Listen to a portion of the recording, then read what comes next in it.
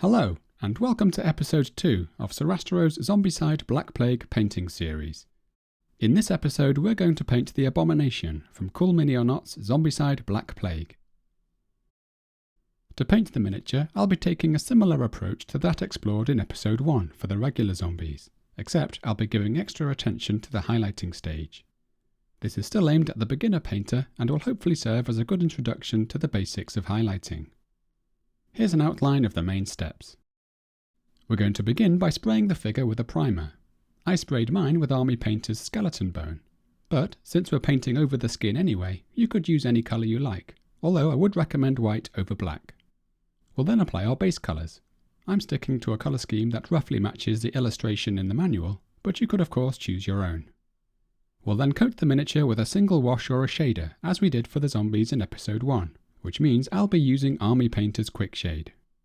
As this is a more epic and unique miniature in the game, I'm going to spend quite a bit of time highlighting the figure to produce a smooth, high contrast look. For the finishing touches, we'll be creating a glowing orange effect for the eyes before applying some blood. Since there's nothing new to add concerning the preparation step, we can jump straight in with applying the base colours.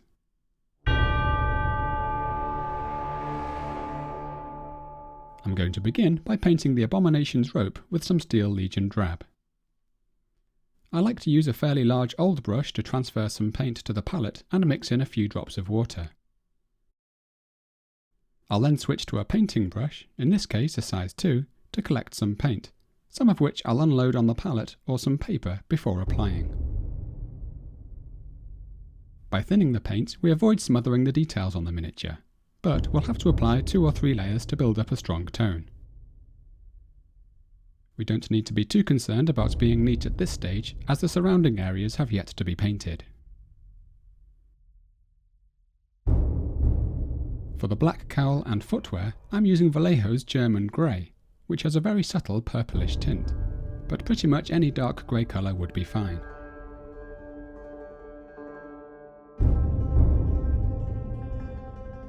It's worth being a little more careful when applying this, as any scrappy edges will be harder to cover up, as the surrounding areas are going to be quite pale, and covering a dark tone with a pale one may require several layers. I'm now using Ceramite White for the ripped clothing. I happen to be using mostly Citadel paints for this tutorial, but you can of course apply these techniques using paints from any range of your choosing.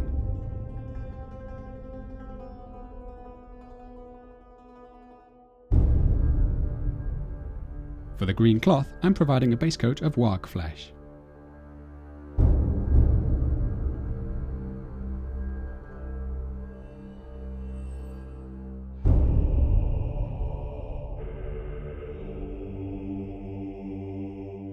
And for the skin, I'm using quite a light tone, Kislev Flesh, because I know how much darker it's going to get once the quick shade has been applied. If you're using a traditional wash, however, you may wish to use a darker base tone, such as Cadian Fleshtone at this point.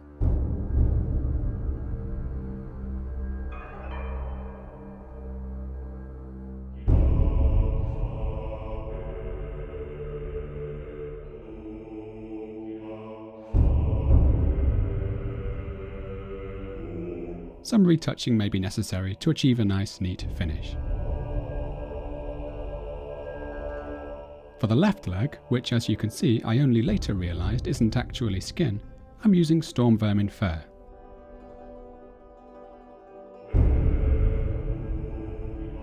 I'm then picking out the stitching with some Screaming Skull.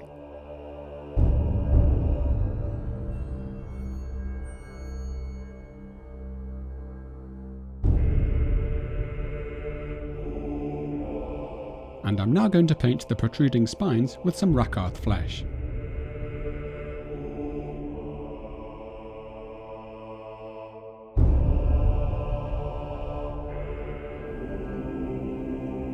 And whilst I've got the Rakarth Flesh out, I may as well paint the base, using the same steps described in episode 1 to maintain a consistent look.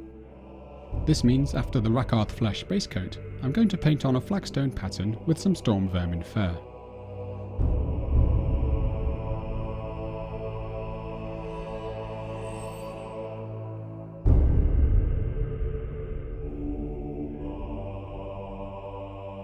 We can then use a couple of lighter tones to introduce some tonal variety.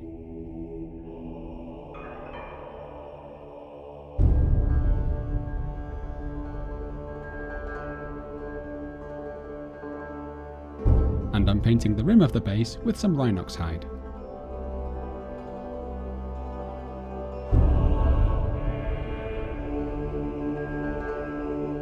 Finally, for what it's worth, I'm going to paint the inside of the mouth red, and the teeth a pure white. I'm not too concerned about being overly neat here, as I'll be applying a fair bit of blood to this area later on.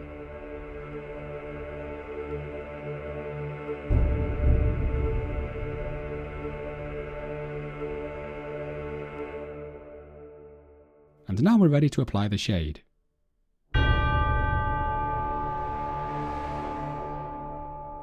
Now comes the easy part. Once again, I'm going to apply Army Painter's Strong Tone Quick Shade to give us nice deep tones in the recesses and a slightly dirty brown finish in keeping with the rest of the horde.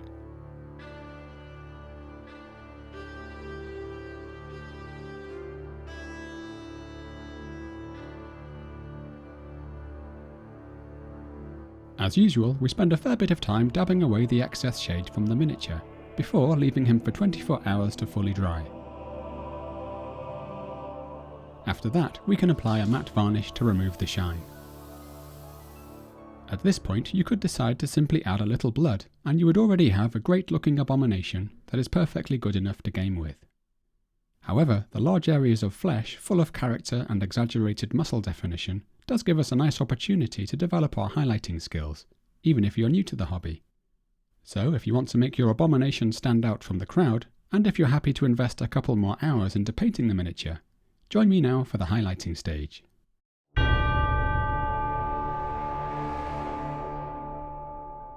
When we highlight a miniature, all we're doing is selectively painting on a lighter tone of the base colours, to mimic and also exaggerate the effect that light has when it falls on an object. This allows us to strengthen the sense of contrast, and with it, strengthen the sense of depth and dimensionality. These pictures show the effect that a fairly diffuse, roughly overhead light source has on our primed abomination. And if you're ever unsure where to place your highlights, taking pictures of your miniatures like this can provide a useful reference, as most light sources tend to originate from above. And you can find a link to these images in the video description below. In reality, light tends to be more multitudinous and diffuse, but in the interests of artistic expression, it's often more helpful to imagine a more singular light source, such as this. I've chosen to begin by highlighting the skin. Because the skin is the largest and most important area on the miniature, I'd like to highlight it first, and then bring the other areas of the miniature up to a level I'm happy with in relation to it.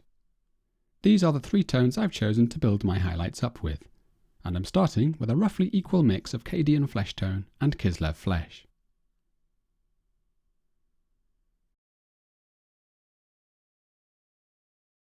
Now I'm painting over all of the smooth areas of the skin, stopping only at the darker creases and recesses to allow the dark tone to remain, giving us the basis for a nice high contrast finish.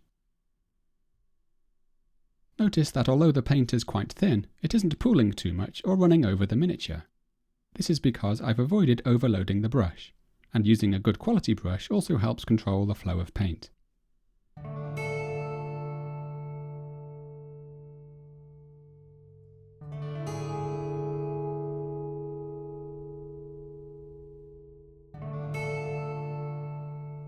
This first layer may look a little patchy and uneven, which will partly be due to the quick shade beneath showing through, and this is fine. After we've painted a section, we simply go back over it, brightening the tone further with a second or even third layer. This translucency of the paint also allows us to create some subtle gradations. Because we tend to get the greatest concentration of paint at the end of a stroke, in other words, at the point the brush leaves the miniature, we can use this to our advantage by drawing the paint in a certain direction, leaving stronger highlights at the point we release the brush, such as at the top of these sections of muscle. This kind of brush control will become more useful as we progress onto the lighter tones, however. Applying these first few layers is the most time-consuming part of the process, as we're covering the largest areas of the miniature. Each successively lighter tone will cover a successively smaller area, so things will speed up as the miniature starts looking better and better. It's worth being mindful of the kinds of places you're likely to want to add some blood later on, such as the bases of these protruding shards, as that means we needn't be too concerned about our neatness in these areas.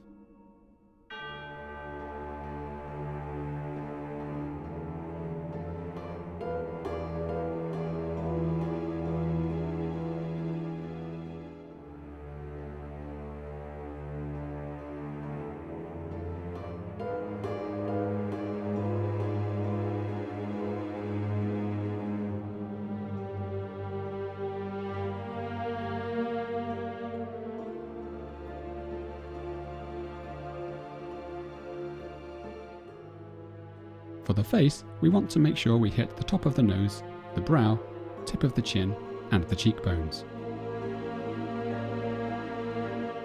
Before moving on to the next lighter colour, we need to check carefully that we've fully maxed out the current highlight in all of the areas we want to be brightest, such as the dome of the pectorals, the topmost surface of the arms and back muscles, and all of the other prominent raised knots of musculature. All of the flat areas of skin should now have a smooth, even tone, ready to build our subsequent highlights upon. For the next layer, we're going to use pure Kislev Flesh. Now we want to begin highlighting specific regions within each segment of muscle, and here's where our reference shots might prove useful. Looking at this right shoulder muscle, for example, clearly suggests that a smooth gradient from dark at the bottom to light at the top would work well. So I'm going to apply this tone just to the upper 2/3 of the muscle, once again drawing the brush upwards to the brightest point as I do so. If I ever feel there's too much paint on the brush, I'll give it a quick wipe on the back of my hand to unload some of the excess, keeping the flow easy to control. I'll then move around the miniature, highlighting the nearby areas in the same way. After a minute or so, I'll return to my starting place and add a second layer. The simple accumulation of layers will mean the tone gets slightly brighter with each application, so I might reduce the area I cover to help achieve a smooth gradation from the previous tone to the lighter one. So, for the second layer of this highlight on the shoulder, for example, I might not go quite as far down as I did with the previous layer. As we want the lower back region to appear shadowed, this is as far down as I'm going to take this highlight. We carry on patiently working our way around the miniature, gently boosting the luminosity of the skin tone in thin layers.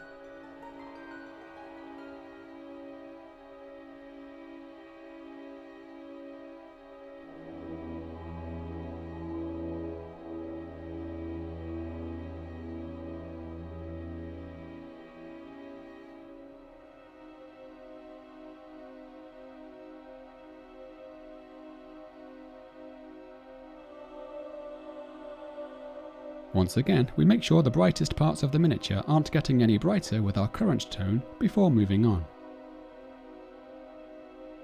For the next highlight, I'm mixing in an equal quantity of Flayed One Flesh. And when adding additional paint, I usually add an additional couple of drops of water to keep the consistency nice and thin. Now we can focus on a more reduced area within the highlights we've already added. So for our shoulder here, I'm confining the highlight to just the upper half of the muscle only. And now we can begin to see a more satisfying level of contrast starting to emerge, especially after our second application.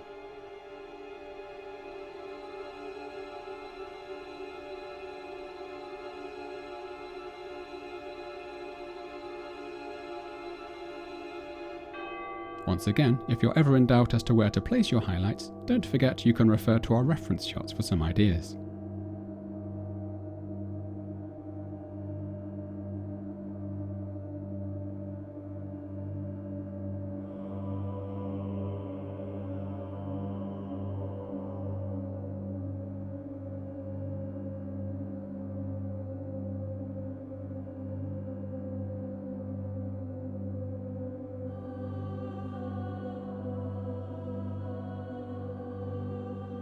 For my final brightest highlight, I'm using some pure Flayed One Flesh.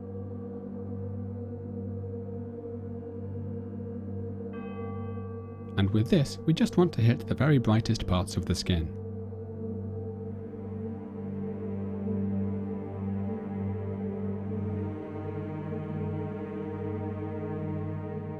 These last few highlights are the most fun to add, as each stroke really helps bring the miniature to life, and we feel we're finally reaping the reward for all the effort we've put into the skin tone so far.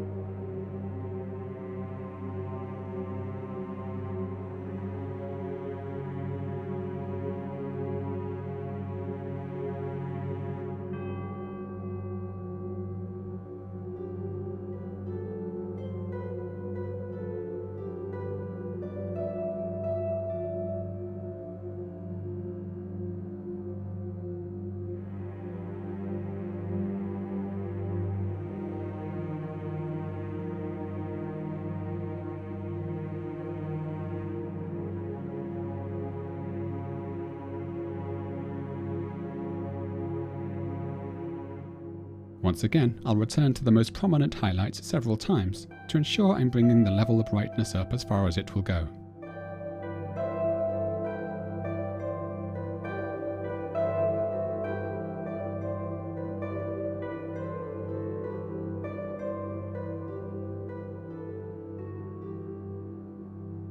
Once the highlights are complete, I'm going to perform one more optional step, which is to darken some of the shadowed areas with a thin glaze. To do this, I'm using a mix of 2 parts Reikland Fleshshade with 1 part Drakenhof Nightshade, and I'm thinning this with a roughly equal quantity of Lahmian Medium. You don't have to use shades to do this with, and could easily come up with your own combination of colours to produce whatever tone you like. The reason I'm mixing in some blue, however, is to create a cooler tone for the shadows. All I'm doing is brushing the glaze over all of the broad areas that I want to appear more shadowed, such as the back of this left leg and the lower back.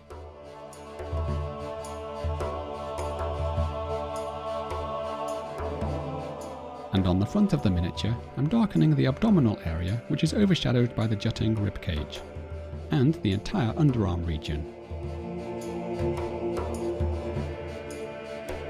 After applying the glaze, I'm soaking up the excess to prevent it from pooling too heavily.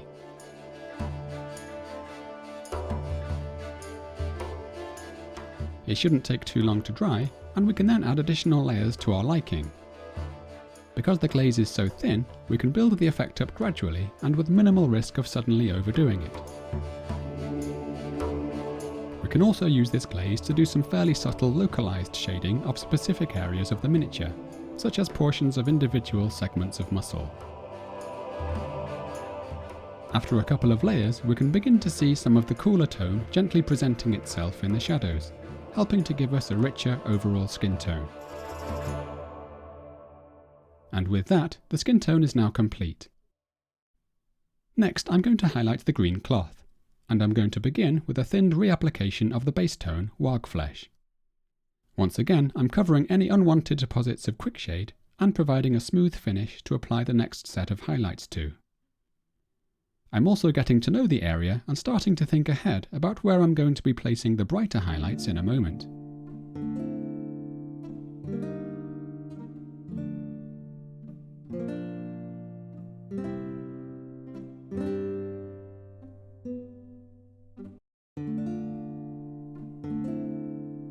I'm then going to use some Loren Forest to articulate the broad areas of highlight, and once again we can refer to our source images if we need help deciding where to place them. Just as with the skin, the paint is thin enough to enable me to build the strength of tone up in a couple of layers, which helps to create smoother gradations than would be possible with a thicker consistency.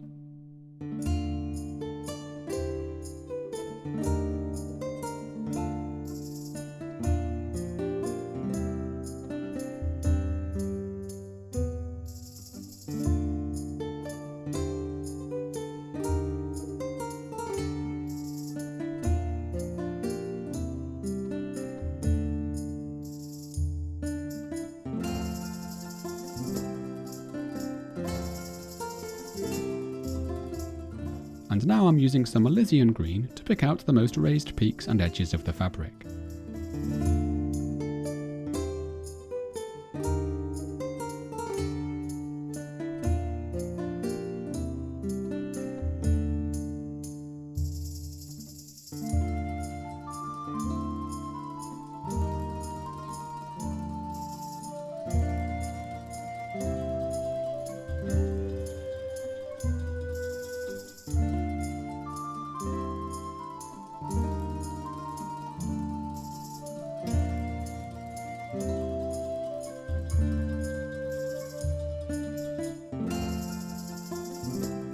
I've chosen to lighten this green with the addition of a little light grey for the final, smallest highlight.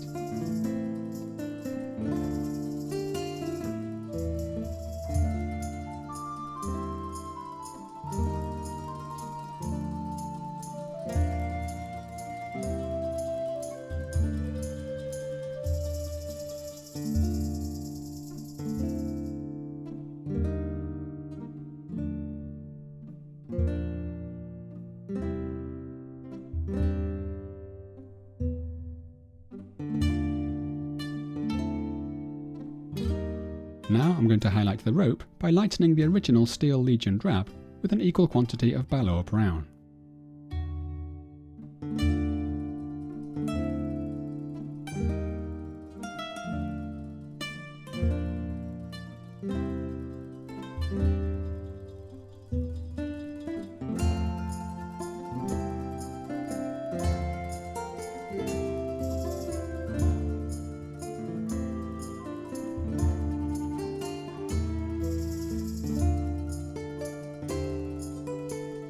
And I'm going to add a few small touches with some pure Balor Brown.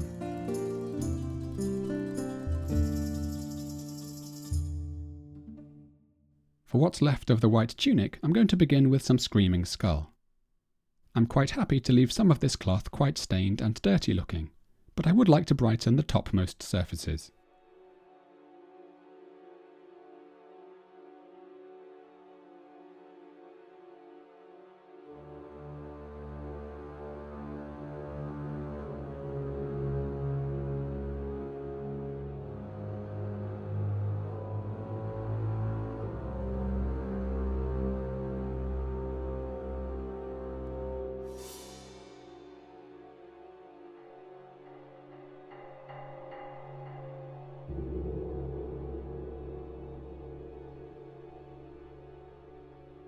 For the brighter highlights, we can then lighten the Screaming Skull with the addition of some white, which can be done in a couple of stages.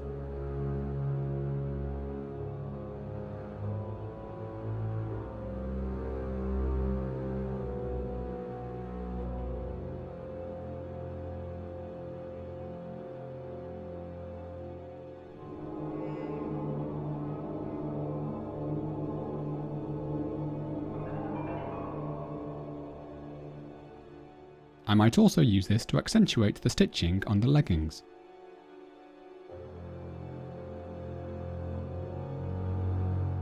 Next I'm going to highlight the black areas, beginning with some thinned German Grey, which I'll be later highlighting with some white. So here I'm cleaning up the topmost surfaces with the German Grey.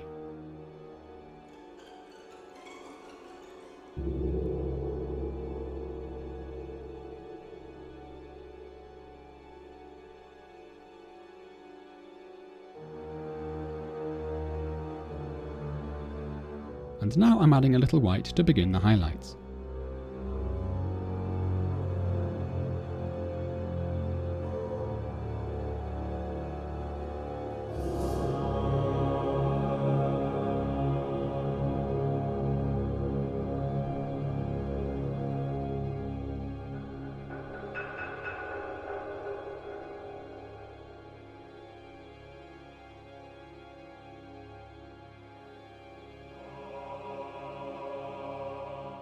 I'm then adding additional white in a couple of stages to add the final smallest highlights.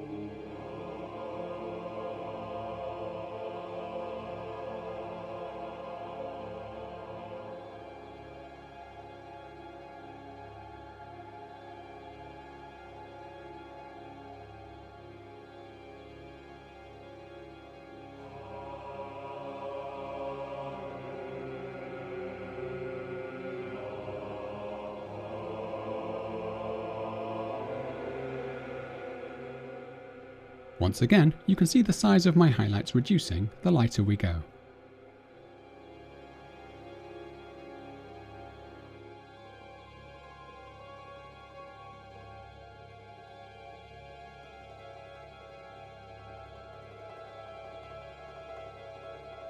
Now we're going to highlight the left leg, beginning with a reapplication of Stormvermin Fur to smooth out the upturned surfaces. I'm going to leave the area immediately surrounding the stitches quite dark, giving the impression that the stitches are pulling the fabric in.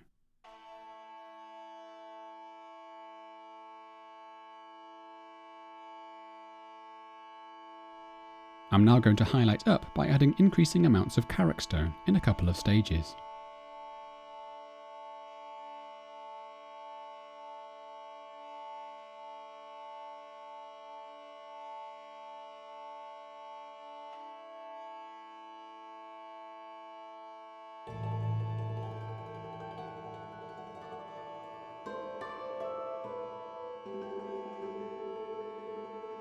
Here, I'm gently emphasising the upper thigh and the knee area.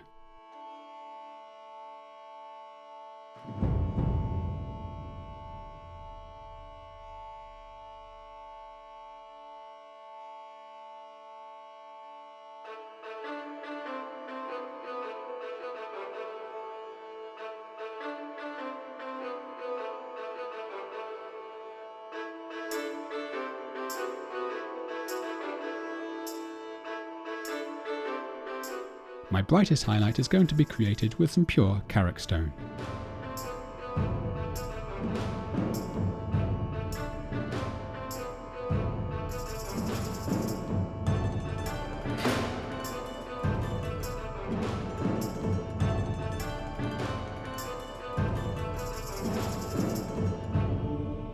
Finally, I'm going to give a quick highlight to the tips of the shards with some Rakarth Flesh. I'm not being too precious here, as these are going to end up mostly covered with blood.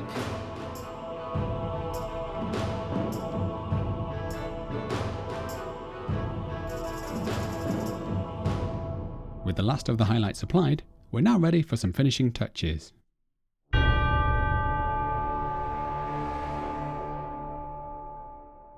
I'm now going to give the Abomination some orange glowing eyes, using a similar approach to that explored in episode 1. I'm going to begin by painting each eye with a small dot of pure white. Resting my hands on a surface and gripping as close to the brush end as possible helps a lot with the accuracy.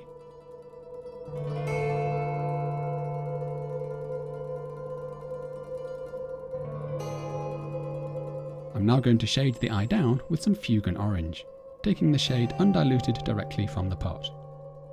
We want this to colour both the whites of the eyes along with the surrounding area.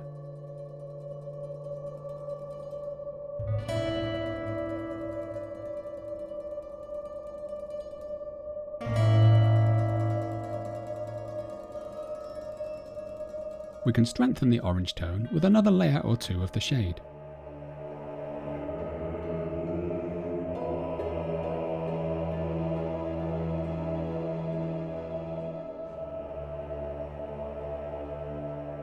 These eyes now look pretty good, and you could of course stop here if you like. I'm going to perform one final step however, by mixing myself a very pale yellow and giving each eye one final small hit.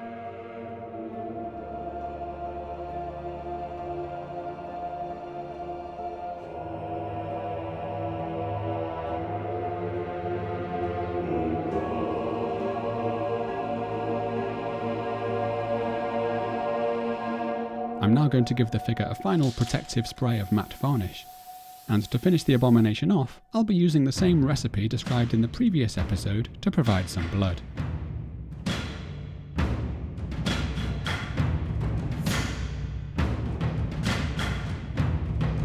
When applying the blood, I like to create a range of effects.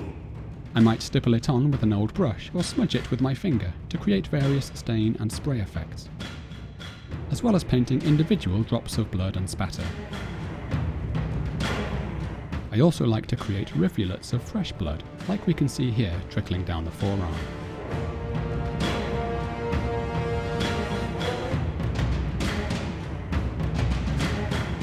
Once done, the Abomination is complete. Thank you for watching. If you haven't done so already, do please consider subscribing to the channel or signing up to Patreon to help me produce even more videos. You can find out more about my work at Sorastro.com, and you can send me questions or pictures of your own work via Facebook or Twitter. Although my videos will always be free for anybody to watch, they are only made possible by the funding so generously supplied by a loyal group of patrons, to whom I am extremely grateful. Join me again soon, because next we'll be tackling the Necromancer, along with each of the hero miniatures from Zombicide Black Plague.